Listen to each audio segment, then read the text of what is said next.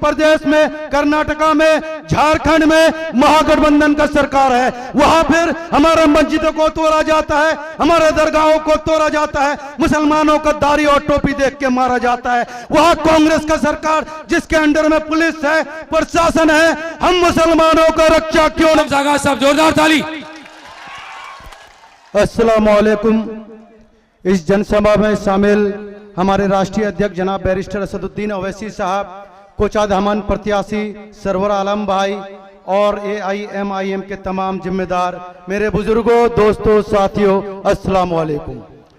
मेरे बुजुर्गों, दोस्तों, साथियों, आपको पता होना चाहिए पूरे देश में हम मुसलमानों पे या दलित पे अगर किसी तरह का हमला होता है, हम पे जुल्म सितम होता है, अगर कोई नेता हमारे लिए लड़ने का काम करते हैं, वो हमारे बैरिस्टर असदुद्दीन ओवैसी लड़ते हैं।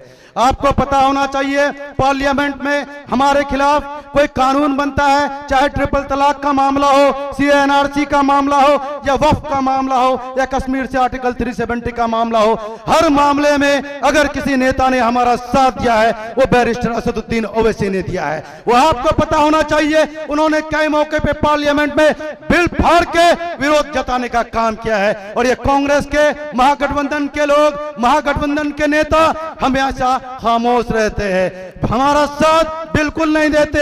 इन लोगों को बस हम मुसलमानों का वोट चाहिए होता है, लेकिन वो हमारे लिए खड़े कभी नहीं उतरते हैं। मेरे बुजुर्गों, दोस्तों, साथियों, आपको पता होना चाहिए हिमाचल प्रदेश में, कर्नाटका में, झारखंड में महागठबंधन का सरकार है। वहां फिर हमारे मस्जिदों को तोड़ा जाता है, हमारे दरगाहों को तोड़ा जाता है, मुसलमानों का दाढ़ी और टोपी देख के मारा जाता है। वहां कांग्रेस का सरकार जिसके अंडर में पुलिस है, प्रशासन है, हम मुसलमानों का रक्षा क्यों नहीं करते हैं? कांग्रेस के दलालों का आपको सवाल करना होगा। यहाँ हमारी बड़ी आबादी है, यहाँ हमें किसी से डरने की जरूरत नहीं है। यहाँ हम बीजेपी और RSS से मुकाबला करने के लिए काफी है। इसलिए मैं उम्मीद करता हूँ आने वाले 11 तारीख के दिन आप कोचाद हमन से सरवर भाई को और किशनगंज से एक नौजवान चेहरे एडवोकेट शम्स को मौका देके पतंग के निशान पे वोट देके कामयाब बनाएंगे और बैरिस्टर असदुद्दीन ओवैसी के हाथों को मजबूत करने का काम करेंगे। बहुत बहुत शुक्रिया।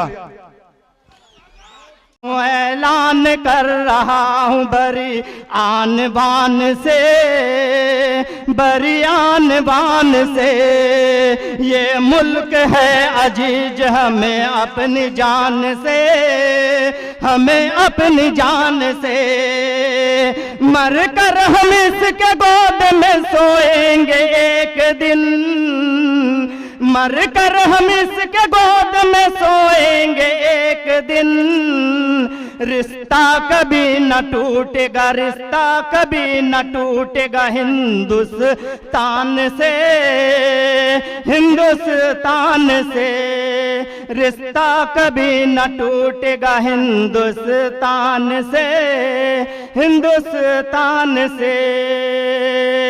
न मैं बीजेपी वाला हूँ, न ठग बंधन वाला हूँ, न मैं बीजेपी वाला हूँ, न ठग बंधन वाला हूँ।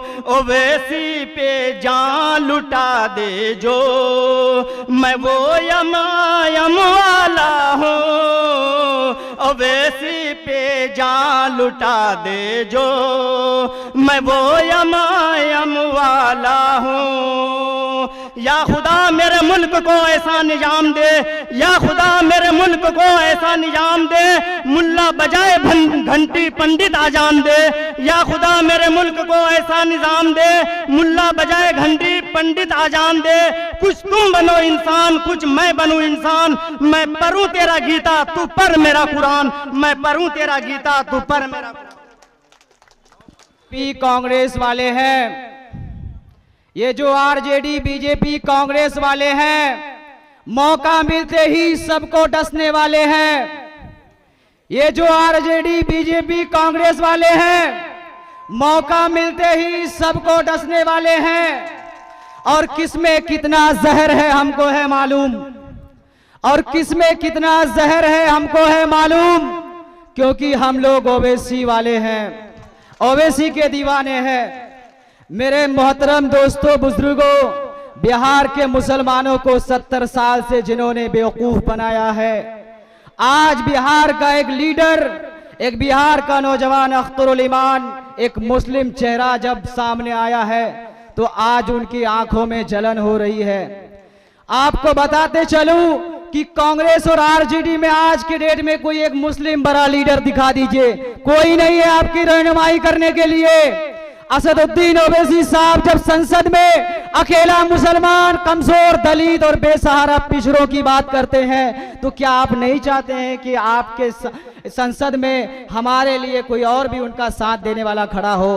तो इंशाअल्लाह हम ज्यादा समय नहीं लूंगा आप लोगों का ज्यादा समय नहीं लूंगा। मैं सिर्फ इतना बताना चाहूंगा कि कोचाधामन का एमआईएम का प्रत्याशी हमारे सरवर भाई बड़े ही ईमानदार और पढ़ा लिखा और एक अच्छा इंसान है। अगर आप उनकी विचारधारा को समझना चाहते हैं तो आप इस बात से समझिए कि वो जिला चेयरमैन है, उनके खिलाफ कोई भी एक ऐसी आप वीडियो दिखा दीजिए, कोई ऐसी कारनामा दिखा दीजिए कि वो जनता के साथ गलत किया है। एक बार आप पतंग छाप का नारा लगाइए, पतंग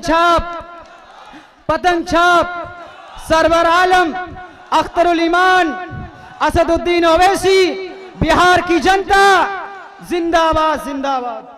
अब हमारे मेहमान खुसूसी हैदराबाद कोचाधामन के बुजुर्गों, नौजवानों, मेरी पर्दा नशीन माओ बहनों, डैश पे तशरीफ फरमा, शाहिद मुखिया साहब, गुड्डू साहब और आपके कोचाधामन के होने वाले एमएलए सरवर आलम साहब और शहर हैदराबाद से तशरीफ लाए मिर्जा सलीम बेग साहब, कॉरपोरेटर मंजूर खान साहब, अस्सलामु अलैकुम रहमतुल्लाहि व बरकातुहू। दोस्तों, मुझे ये सरों का समंदर देखकर मुझे ऐसा लगता है कि सरवर आलम साहब अल्हम्दुलिल्लाह इलेक्शन जीत चुके हैं। लोग किधर से भी आकर तमाम चीजें बोलने लगे। आपको 2500 रुपए देने का मेरी माओ से वादा कर रहे हैं, झूठा वादा कर रहे हैं और ये बात आपके जहनों में डाल रहे हैं कि मैं 2500 रुपए दूंगा। मैं मास्टर साहब से पूछना चाहता हूं, अभी इलेक्शन हुआ नहीं, अभी सरकार बनी नहीं, अभी कोई जीता नहीं और ना जीत हार का फैसला हुआ। आप घरों पर जाकर 2500 रुपए की बात करते हैं। मैं मेरी बहनों से अपील करता हूं, आपके घर पर जब आए तो आप बोले कि मेरे घर में 5-10 हम लोग हैं, 5 औरतें और 6 औरतें हैं, लाओ 2500 रुपए दो। तो मास्टर कहेगा नहीं, मैं 2500 रुपए अब नहीं दूंगा, इलेक्शन के बाद दूंगा। तो आप बात ये समझिए कि वो झूठ बोल रहा है। मीठा मीठा बोलने से मुंह मीठा नहीं होता, मीठा खाने से मुंह मीठा होता है, ये बात याद रखिए। दोस्तों, आप लोगों को सिर्फ और सिर्फ 11 तारीख के दिन सुबह सवेरे फजर की नमाज के साथ उठकर 5 नंबर पर पतंग छाप का निशान है, पतंग छाप के निशान को और देकर कामयाब करना है। अवैसी साहब, आपने ऐसा काम किया, बिहार के बुजुर्गों को और नौजवानों को जगा कर उठाया, आपने उनको लड़ना सिखाया, उनकी जबान बंद थी, उनके अंदर जबान डाली आपने। आज हर बच्चा और बुजुर्ग अवैसी बनकर लड़ना जानता है। यहाँ पर आकर कोई भी कुछ भी भाषण दे, कोई कुछ भी बोले, कोई कहते हैं कि अरे भाई हम जो है, मेरे 3 लड़कियां हैं, मेरे लड़कियां कह रही है। मास्टर साहब कहते हैं कि स्पीच में उनके 3 लड़कियां उनको कहती हैं कि अब्बू तुमको लोग गालियां देते हैं।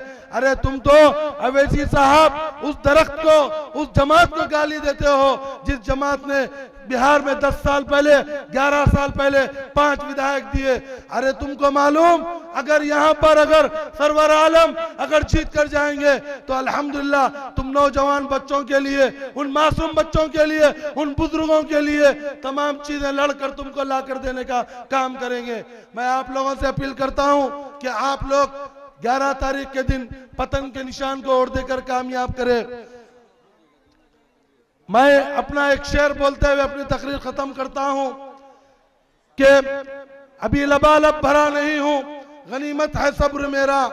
अवैसी साहब तेजस्वी को पैगाम दे रहे हैं कि अभी लबालब भरा नहीं हूं, गनीमत है सब्र मेरा।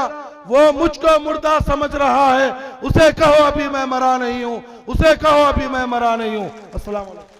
मेरे दरमियान नजीम बिस्मिल्लाहिर्रहमानिर्रहीम। 2 मिनट का समय मुझे दिया गया है। मैं माजरत चाहूंगा, मंच पर तमाम सम्मानित साथी बैठे हैं, मैं सबका नाम नहीं ले सकता।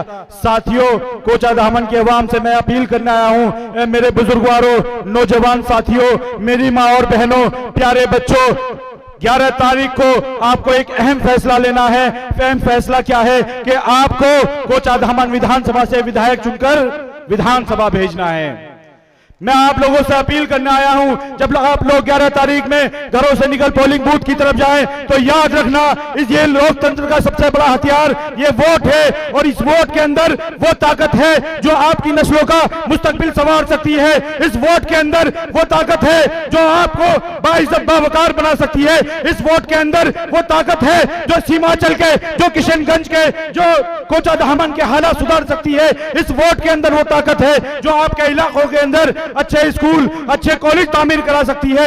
इस वोट के अंदर वो ताकत है जो आपके इलाकों के अंदर अच्छा अस्पताल बना सकती है। लेकिन मेरे भाइयों, तब जब आप लोग वोट डालने जाएं तो इस बात का भी ख्याल रखना कि वोट आप 77 सालों से देते आए। कभी आप कांग्रेस को वोट देते रहे, तो कभी आप राजद को वोट देते रहे, तो कभी आप जदयू को वोट देते रहे, कभी आपने वोट दिया तो भाजपा को हराने के नाम पर, कभी आपने वोट दिया तो कांग्रेस को जिताने के नाम पर, कभी आपने वोट दिया तो राजद को जिताने के नाम पर, कभी आपने वोट दिया तो जदयू को जिताने के नाम पर। मैं कोचा दामन की सम्मानित आवाम से मैं पूछना चाहता हूं कि तमाम पार्टियों को आप लोगों ने वोट दिया, लेकिन मैं पूछना चाहता हूं, मेरा सवाल है किशनगंज के लोगों से, सीमांचल के लोगों से, कोचा दामन की आवाम से, एक अयूर मुसलमानों, मुझे बताओ, जिन पार्टियों को आपने 75-77 सालों से अपना वोट दिया, क्या उन लोगों ने आपके साथ इंसाफ किया? मुझे बताइए, क्या उन लोगों ने आपके साथ इंसाफ किया? क्या आज सीमांचल की बदहाली के जिम्मेदार वो लोग नहीं है? क्या आज आपके इलाकों के इस बदहाली के जिम्मेदार वो लोग नहीं है?